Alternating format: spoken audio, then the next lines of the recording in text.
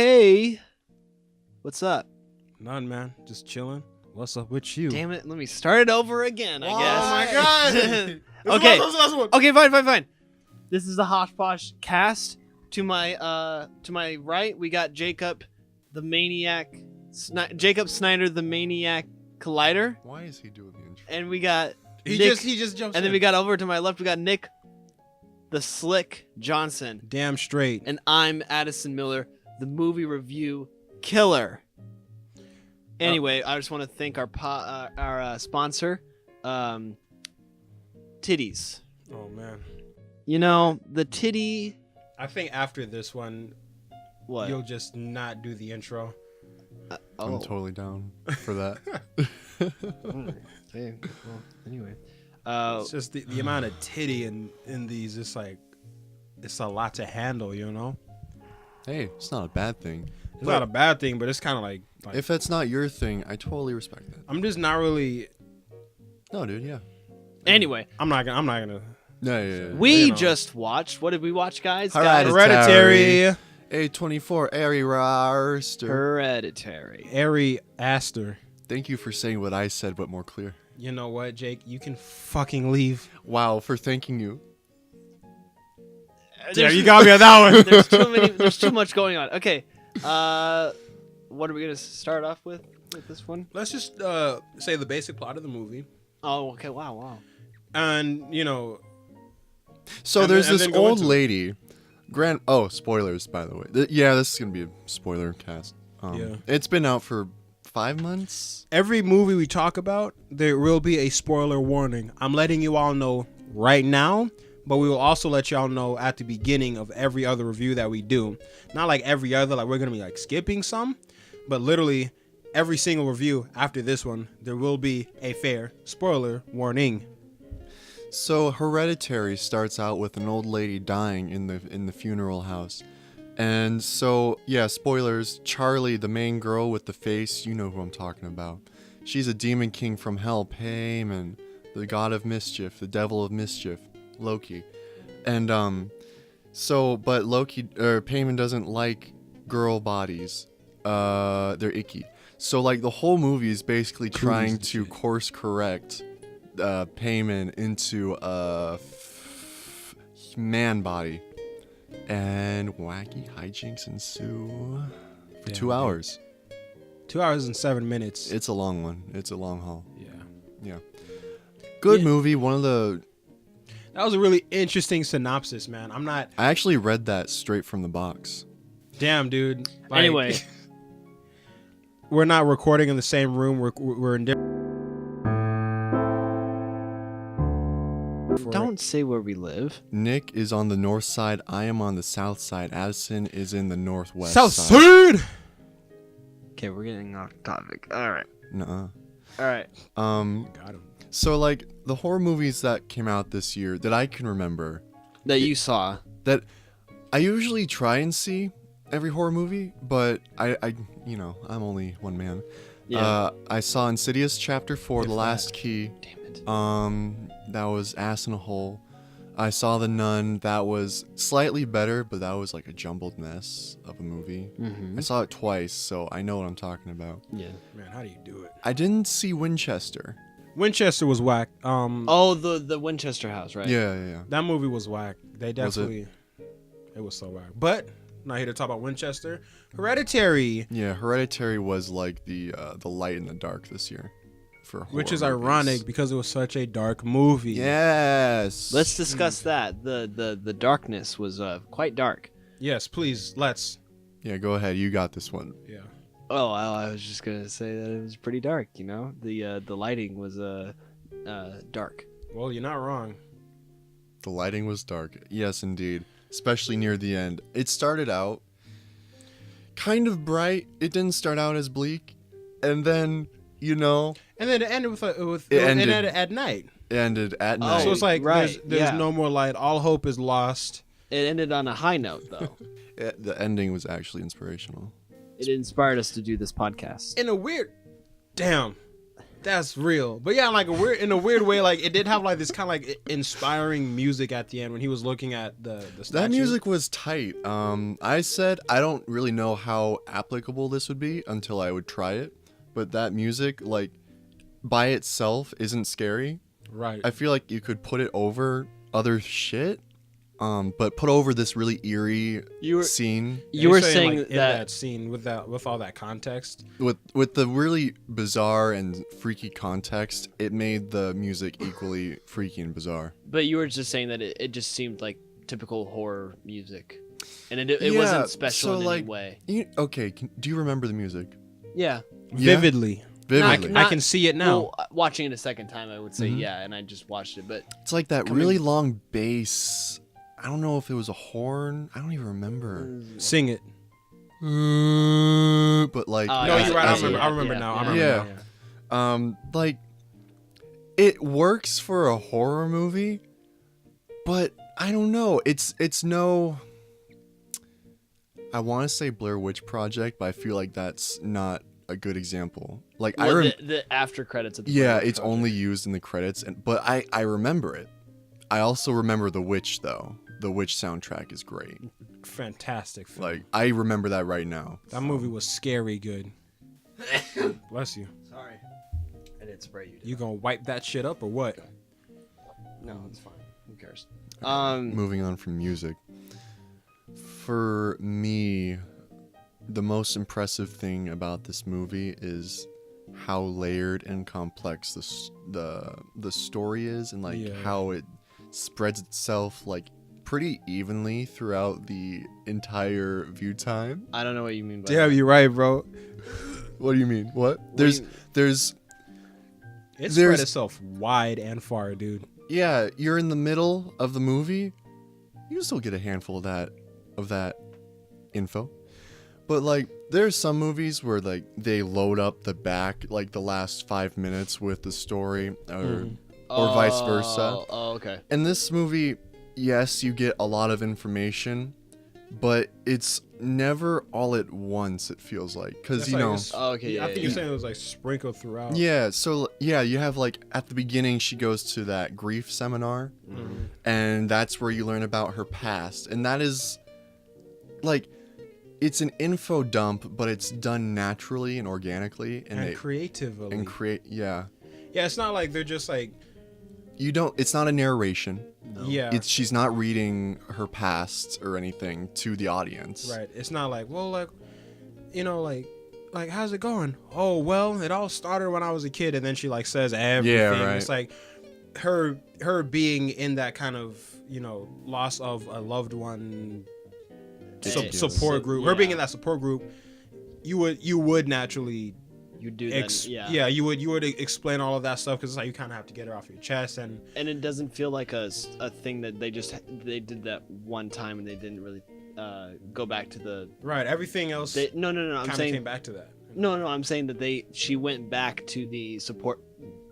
Sorry. She went back to the support group later on in the movie, so it's not like, oh, well, how are we gonna get this backstory? Well, let's just have her go to a support group. Oh, like for a one-off. time. It's not a one-off. Yeah, no. She goes back to the support group throughout the movie. It was important to the story, and that's how she met She met Joanne, the cult lady who basically led her on the entire movie. I'm gonna be real with you, man. Joan got on, you know, the character Joan in the movie. She was pretty hot. She got on my nerves, bro, because she did. Yeah, not like her specifically, but you know, people in real life. Because she was driving away, and she was like, you know, like no one can see your actions. Yeah, she was doing like jumping jacks and shit. Like, oh my god, why inside the car? I'm so sorry to stop you. She wasn't British, but you know, and it's like she had the most annoying accent. It's like people do that. Like, I don't like when like you're going like one way, and then someone's like, yo, wait, stop.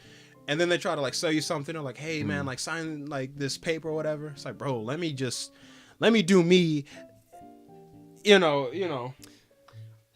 Sort of. I liked how she was like integrated in all of that like scary cult shit though, because they'll reveal that it's like, oh man, she was friends with my mom. I didn't even like know it. She's in all of these family photo albums. I didn't even like realize it. One of the main antagonists. She was one of the main like antagonists, and like.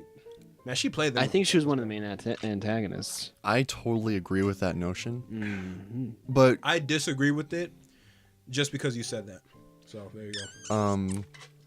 One thing we were talking about during the movie when it happened was, Nick, you specifically said at the very end you didn't like how everything was explained to us. Yeah, because in terms of the demon, right? Yeah, like I think I would have, and it wasn't even like a bad ending. It was just like, you know, had it been a little bit more ambiguous, like you can look at it like this way or that way or whatever, I would have enjoyed that a little bit more. But like at the end, when like, you know, it was kind of like the brother his body had gotten possessed by Charlie or like Paimon or whatever you want to call it, and then the lady was like King Paimon, and it was like, okay, like it wasn't bad. It's like, it's cool because it explained like, so this is what was all going on. Mm-hmm. But you know, I feel like if you can like look at it multiple different ways, then you can get a little bit more out of it. Cause kind of like just telling them, at least in the movie, it's like, okay, it takes a little bit away from it, but it wasn't a bad ending. And you know, having said that, like once we learned what all was going on, it's kind of like, oh wow, so this entire family, like they were like kind of fucked from the start. Like there was really, because they didn't even know what was going on. Yeah. And so it's like they didn't even like have a chance. From the very beginning of the movie, shit was happening in the background. You know, they were never not in someone else's plan. Exactly. So in that aspect, it's kind of like, oh damn, that's crazy. And I do like to see the bad guy win every now and then. You know, bad guy air quotes, but you know, I didn't even consider the family as good guys. Like, you know, it's like they're protagonists in that they're the ones that we're like rooting for to survive, but it's like each of them, not even like each of them, it seemed like it was like mostly just the mom and the grandma. The only likable character was the father. Yeah, because he was just like trying to help, and he's kind of like, you're trying to like contact ghosts and shit in my house. He was the one that didn't have the hereditary. He was the only one unrelated to everybody. Exactly. He was the one that was the most likable, and the one that was the most just realistic in the situations that were going on. Yeah, like I need to get my son help. Yeah, and she was writing to a psychiatrist. Yeah, he was trying to find real world solutions. Yeah, because he wasn't. I like that character, and he wasn't really experiencing any of the like supernatural stuff. Like he kind of was, because he was like at that seance. He was at the seance, but it's like he just kind of chose to ignore it. Yeah, but it's kind of like, you know, you're a man of science. Like you see something, and it's like, he was a doctor. Yeah, it's like I'm not gonna like assume it was a ghost. It was definitely some freaky shit going on. But my first thought, being a man of science, is not gonna be, okay, well clearly it's the spirit of my dead daughter. It's gonna be like, that was freaky. I don't know what happened, but something is not right here. You know what I mean? So it's like, you know, he wasn't experiencing anything like super crazy like that, like the way, you know, like Charlie was when like the bird crashed into the window, or when she saw like the lady in that field of grass in front of the fire, or like how that grandma, or like how Peter was like seeing like his reflection smile back at him or whatever, or like, you know, when he was like not like seizing out in class, but like he had like his hand raised up like that, and it was just like freaky.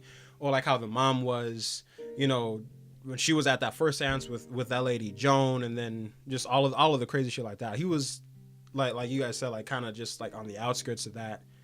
Kind of like, something is wrong with my family, I need to fix it. You know, my wife, her side of the family has like a history of mental illness. Like she was saying, my mom had like dissociative identity disorder, my brother had schizophrenia, my dad like just starved himself when I was a little kid, basically. So it's kind of like, so he's probably like, okay, well, like, you know, he was probably like, my wife has like hereditary like mental illnesses, and then like, you know, my kids are probably gonna have it too, just because that's how genetics work, I guess. Yeah. But yeah, so he was on the outside kind of looking in, you know what I mean? Yeah, honestly, 'cause I'm kind of with him. Like if I was in his situation, I would do the same things basically. I wouldn't just assume like it was like some ghosts in the house.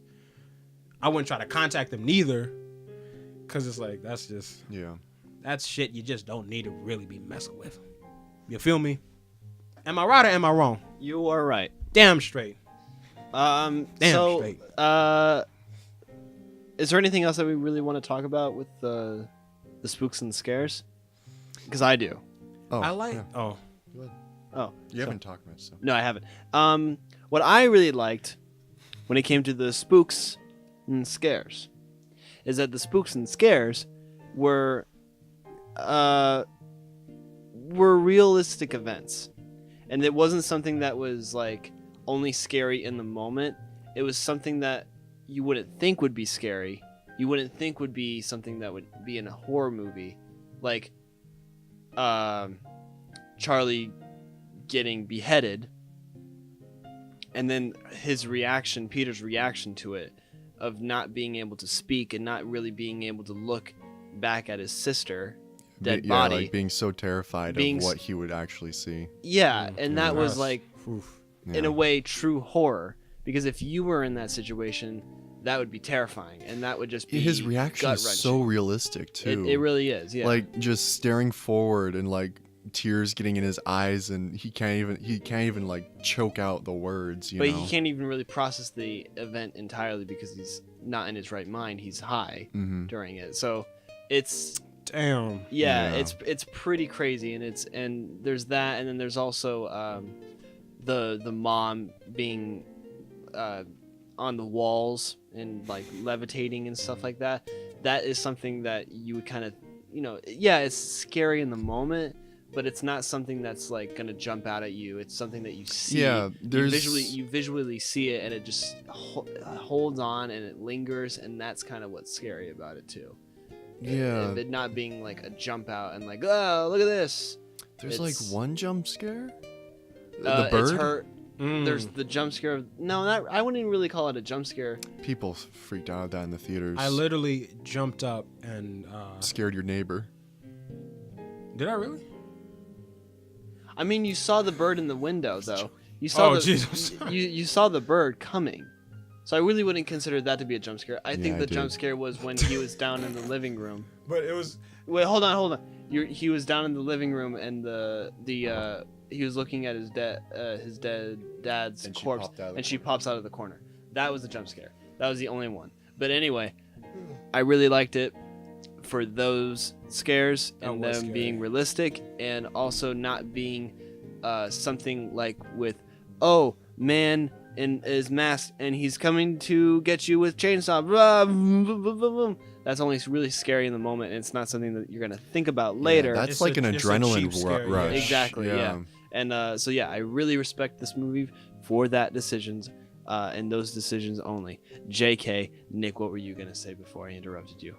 I don't even remember, bro. That's fantastic. Anyway, One thing talking about the scares that I think this movie does like exceptionally well is it does that thing where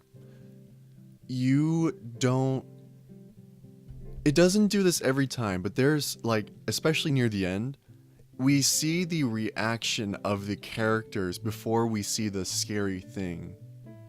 So like, especially in that attic scene when like you hear there's something happening and we see Peter looking around and we see him like staring up to the ceiling for a good 10 seconds yeah, and just like see his reaction. Something about that is so unsettling, and like it's so, a lot of people say didn't like Nat Wolf let's say Nate. didn't like Mr. Wolf's role, or I heard that. You good? I gotta poop. Come on, man. Didn't like his acting in this movie. I think, except for some of the crying, I thought that's it what we were was. gonna talk about. I thought it was pretty well done, honestly. It was solid, yeah. Yeah. Like his acting was really good in this movie, and just because he was in like that Naked Brothers band show in Nickelodeon, so Yeah, when I found out it was him, I was like, damn, that was him. Like if I heard that kid was gonna be like a scary movie, I would assume it's gonna be one of those Windcheck. B movie horror movies. Insidious 4. Yeah, but anyway, let's talk about his crying and stuff, because at the first watch, I was like, "Fuck, this guy's crying. Yeah. This is stupid. Who cries like that?" Babies. me. But Babies. But then someone who I can't remember whom Nick. said it. I think it was Nick. But it wasn't his theory. It wasn't his theory, but Nick. You couldn't let me just have one, huh? I think Never. I think we should let you have this one, and you explain it. Don't take credit for it, because I'm not taking credit for it. Okay, yeah. Yeah, there was when we first saw the movie a little. How long ago? It came out at the beginning of June. Okay, yeah, so June 8th or something. that's right. Yeah, so we saw it in June, Yeah. and I saw the movie. I went back home, jumped on YouTube, watched a couple of analyses on it, and there was one of the analyses said that as the movie progressed, Nate, or Nat Wolff's character, as the movie progressed, he started to regress in that he was like acting more and more like a child. Like he would, like for example, he was saying like daddy and mommy and stuff like that. Like kids in high school, on average, don't really refer to their parents like that. Yeah. Jake mentioned like he was cutting like chicken and he was holding it like how a kid would hold it. Yeah, he was holding his knife like with his full fist. Yeah, like he didn't know really how to hold it. Someone brought up he was like crying a lot more. Yeah, crying like a little kid. When Charlie died, it was just like straight like stoic face, single tear basically. Yeah, but like the rest of the movie, he was like straight sobbing, was, like going over the balls out crying. smallest things. Yeah, and like he was like drooling and shit. And one of the shots Jake mentioned, he was walking down the hallway of his school like a scared little kid. Yeah, like he wasn't waving his arms. He was like in the center, just looking scared. Yeah, And like I understand he was scared at that moment, but it just was very reminiscent of a Childlike. child. Yeah. Yes.